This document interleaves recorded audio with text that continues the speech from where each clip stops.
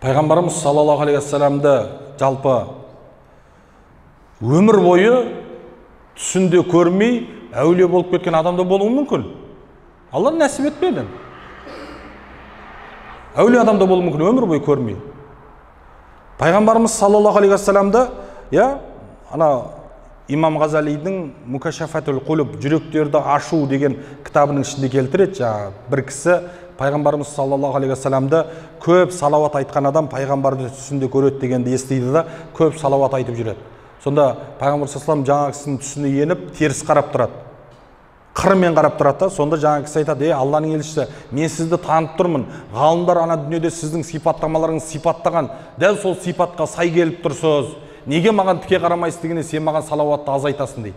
Сонда ана кісі өзіне міндеттеп алады: мен күніне 3000 ба 4000 ба сондай пайғамбарға салауат айтам деп міндеттеп алғаннан кейін аз ғана уақыт өткеннен кейін Пайғамбар саллаллаху алейхи бетпе-бет келіп, міне мен енді сені таныдым, қиямет күні маған салауатты көп айтқан пенделерімді осылай танып аламын деп Пайғамбар саллаллаху алейхи айтады. Енді бәріңіз білесіздер ғой, жаңағы ғалым пайғамбарды қалай түсінде көру керек деген кезде жаңағы тұзды тамақты жеу керек деген сияқты.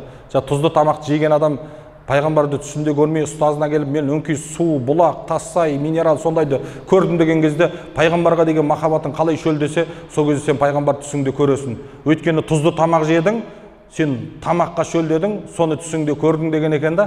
Сондықтан пайғамбарымыз саллаллаху алейхи вассаламды түсте көруді ол Алланың бір нәсібі. Өңінде көрген адамдар да болған. Оған не дейсіз? Дүниеден өтіп кеткеннен кейін сахабалар да өңінде көрген. Мысырдың шейхі Али Жұм айтады: мен Пайғамбар саллаллаху алейхи өңімде көрем дейді. Түсінде сабақ алған шейхтар бар, айына жылына бір көру былай тұрсын.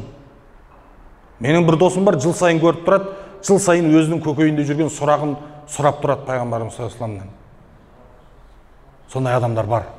Сондықтан Алла Тағала баршамызға түсімізде Пайғамбарымыз саллаллаху алейхи вассаламды көруді нәсіп етсін.